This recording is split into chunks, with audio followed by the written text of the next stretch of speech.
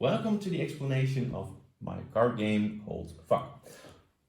To clarify, Fuck is square in Dutch, in case you have some strange ideas about me. So, the game took a lot of inspiration from the well-known game X's and O's, or maybe you know it as tic-tac-toe. In this game, the goal is to make 3 in a row of your own symbol. However, this is not the primary goal. The primary goal is to get rid of all your cards.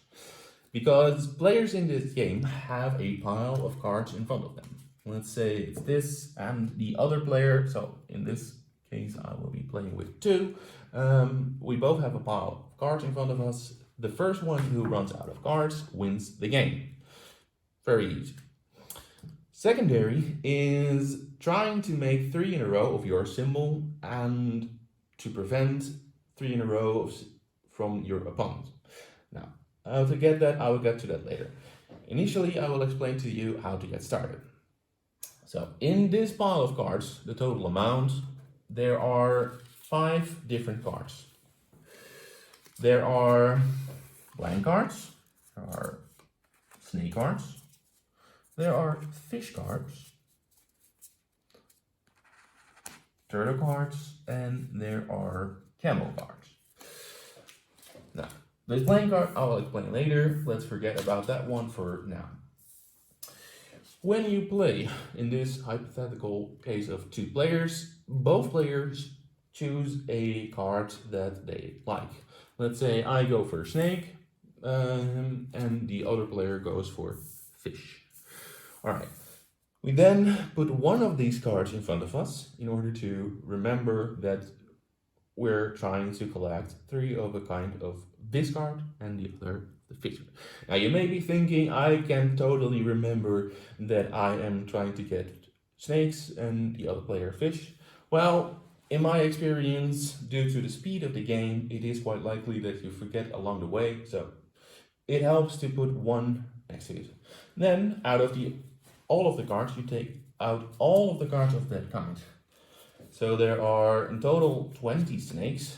So you take the other 19 cards out of the game, put it here, you take out all the fish. Well, let's say that it is this. And then you need blank cards. Now, the amount of blank cards you need is 12 for 2 players, 18 for 3 players, and 24 for 4 players. Now let's just say that this is the required amount of all the cards I need. You have one big pile, flip it upside down, you shuffle them really well, and then you make another pile of them. And then when you have this big pile, you split the piles among the amount of players that you have. Now, you can totally count every card, but what I like to do is to simply make 2 piles of cards, see if they are the same height, and that's it, ready to go. One here, one here. That is all you need to prepare for the game. Alright, now, as mentioned, the goal of the game is to get rid of all your cards. To do that is very simple. You take one card from this pile of cards, you take a look at it, and you put it somewhere on the table. Now, the way that the playing field works, I will explain right now. So, when you play with 2 players, you start by a 3x3 playing field.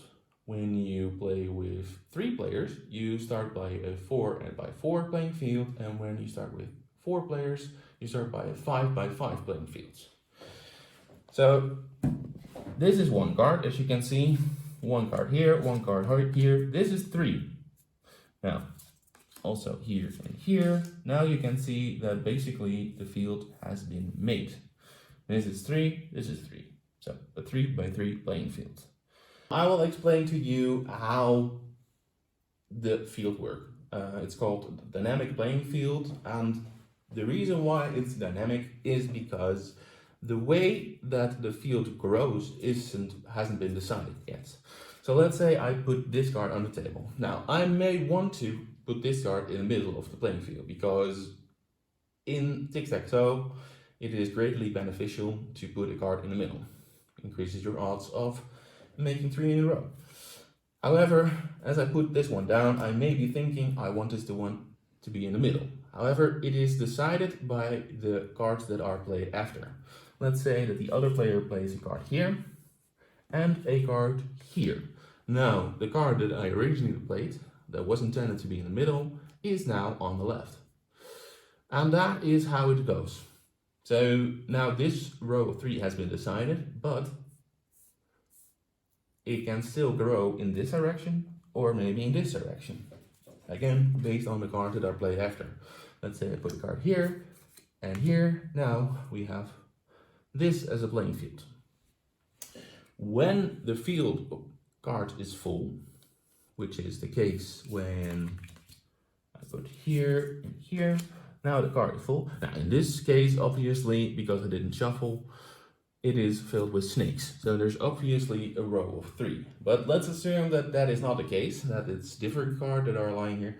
Well, in that case, you immediately continue with a bigger sized field.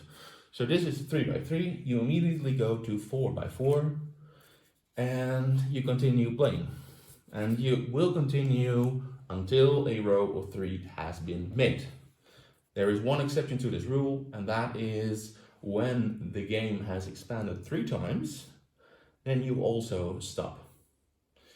What I mean by this, when you play with 2 players, you start by 3 by 3.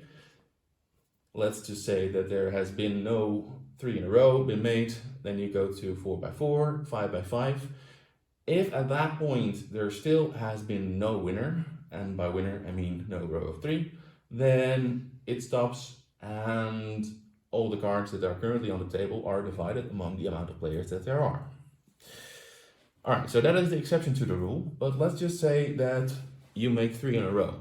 Now, what happens is, if I were to make 3 in a row, and I am, in this particular case, am trying to make 3 in a row of the snakes, because,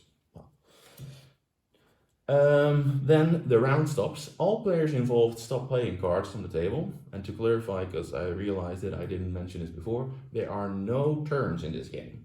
Every player just plays cards as fast as they can by taking one card from the pile, look at it, and play it somewhere on the table. There are no turns. Okay, so let's just say that 3 in a row have been made of my card.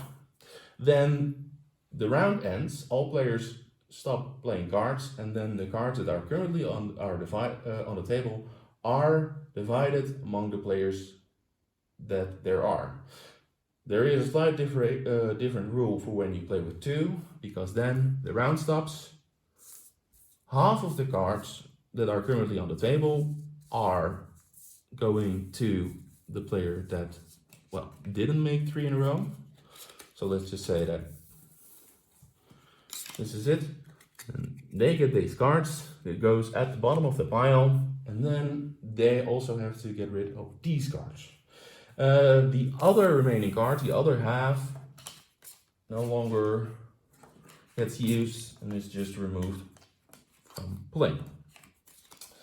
Now, when you play with 3 people, it is different, because then all the cards are shared among the players, but the player who made 3 in a row can decide who and gets what.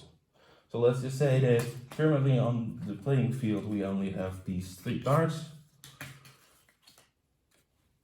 And we're playing with 3, so I can decide that, well, let's say this player gets 2 and the other player that participates gets 1. Which can be used to basically give the player who's almost out of cards a lot of cards, so the game keeps going. When you play with 4, this is the same. Something I didn't explain before, and I will explain now, are these blank cards. Now, these blank cards are not used to finish a row. Like, let's say there is these 2 cards here. With this card here, there is no 3 in a row. This is not a joker that can be used to finish anything. In fact, this is used to block. So now there is no row of 3. This blank card, however, serves one more purpose. And by other purpose, I mean it's still used to blocking, but it can be used to lay it on top of another card. And the other cards that can be laid upon is just the animal cards. So like this.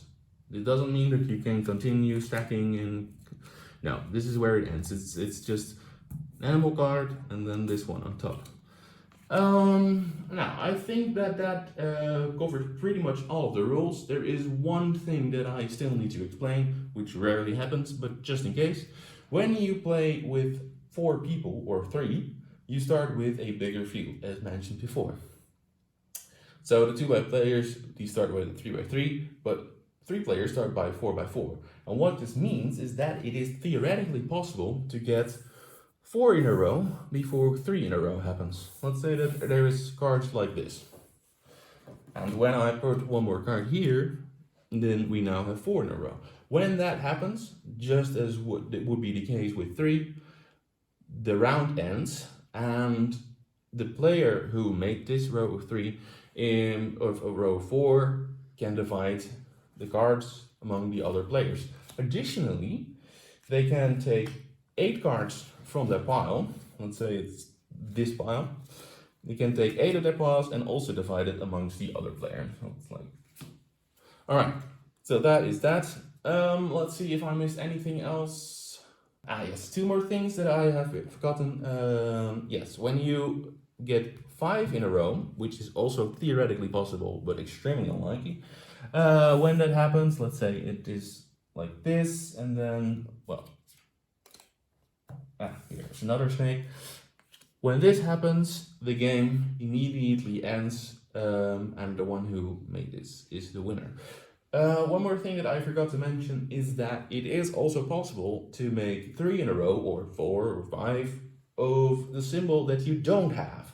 In this case, I was going for snakes, but let's just say that instead of snakes, I was trying to get fish. And I made this mistake. Quite a mistake, but let's say that I did. In that case, all the cards that are currently on the table all go to you. And it doesn't matter when you have 3 in a row or 4 or 5, simply all the cards on the table that go to you. Well, that is all. I hope you have a lot of fun playing this game, and let me know in the comments.